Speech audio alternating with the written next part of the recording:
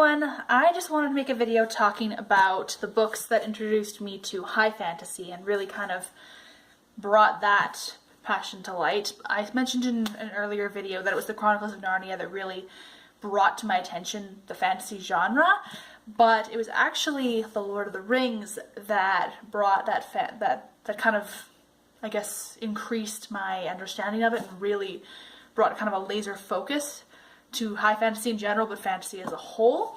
This is my dad's copy of Fellowship of the Ring. This was the first version that I read. I started it when I was about 11, I would say, because I had just read The Hobbit and I absolutely adored it.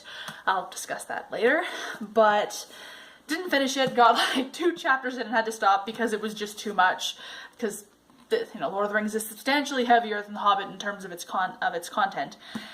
I think I got about as far as the Riddles in the Dark chapter, which, yeah, if you haven't read that, that's basically the first exposition chapter. But I picked it up again when I was 15 because a couple of friends of mine found out that I had not watched the Lord of the Rings movies and they were absolutely horrified. So we decided that we were going to have a movie night in about a month or 2 afterwards, I think was when we ended up setting it, and we're going to watch all 3 extended editions in one go. And so I decided to start researching it. I did not read the books because I knew they would both be very disappointed if I learned the plot or overly exposed myself to it beforehand. I totally researched it, but I just kind of limited how much I knew in terms of the actual plot points. But once I'd seen the movies with them, which I absolutely love, I decided to read the books because, I loved the movies.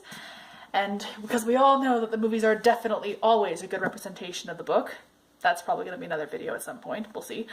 But anyway, so I picked up the Fellowship of the Ring at that point, and I did read it. It took me 5 months because I'm a weirdly slow reader. I jump all over the place, but it took me 5 months. I did read the entire thing, including the appendices, which I was very proud of. And it just blew my mind how detailed this world was.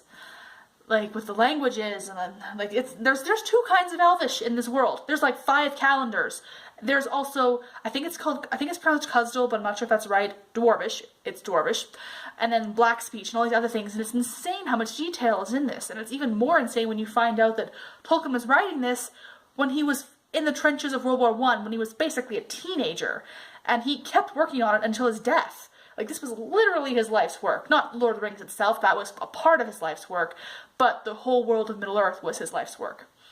So, yeah, this was something that really, really drew my attention to this genre and kind of blew my mind in the same way that the Chronicles of Narnia did when I was 6, and then again when I was like 18 because I read it for the first time in its completion and just went, holy crap, this is amazing. This really blew my mind as well. Okay, phone call apparently.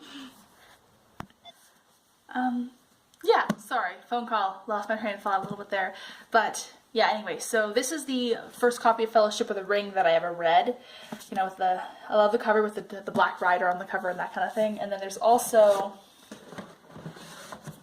The Two Towers, which I read in immediate succession. Because, obsessed with the books, and then Return of the King.